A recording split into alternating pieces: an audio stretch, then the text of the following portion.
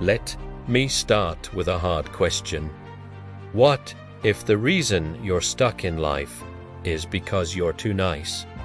Too nice to disagree, too nice to say no, too nice to disappoint people.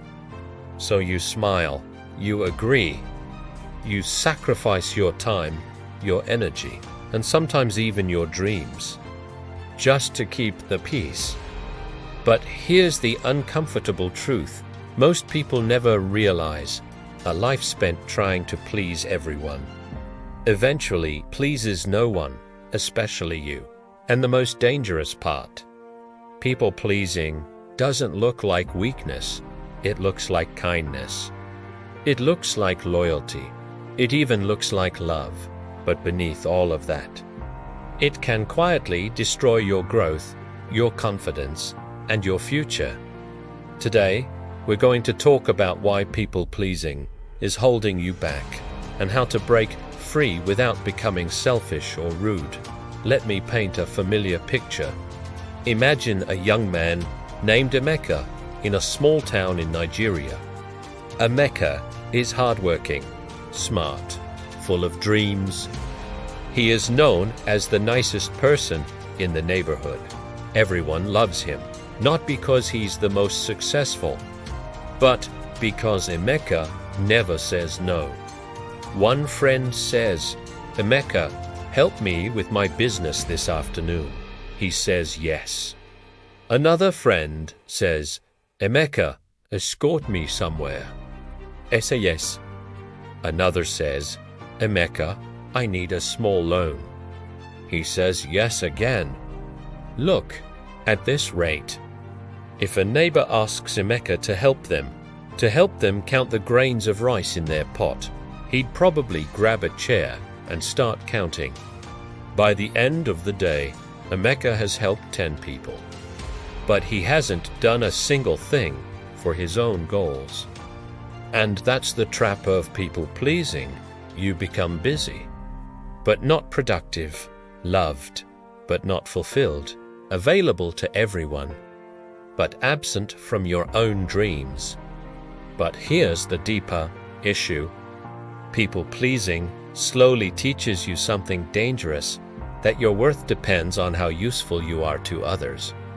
So you keep giving, you keep helping, you keep sacrificing. But deep down you begin to feel something many people-pleasers struggle with, qui ressentent. Because the more you give away your time, the less time you have for your own life. Now think about this.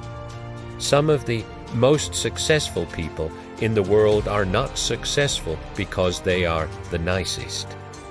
They are successful because they protect their focus. They understand something powerful.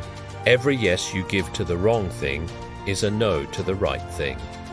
If you say yes to every distraction, you say no to discipline. If you say yes to everyone's requests, you say no to your own priorities. So how do we stop being people-pleasers? Let's make it practical. 1. Learn the power of the pause. You don't need to answer immediately. When someone asks for your time, say, "Let me check my schedule." That pause helps you choose wisely. 2. Set clear boundaries. Healthy people respect boundaries. Unhealthy people complain about them.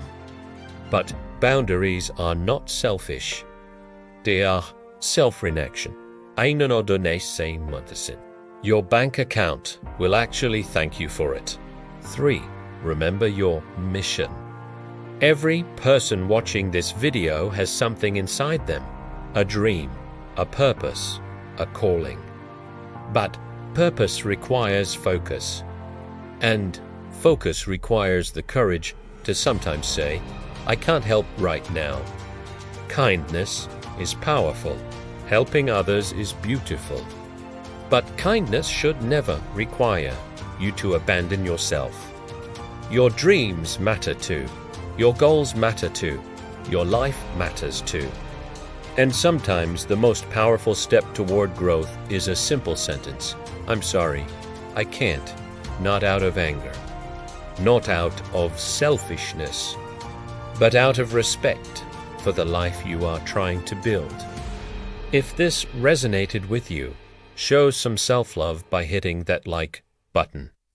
Share this with a friend who needs to hear it. Build your own life first.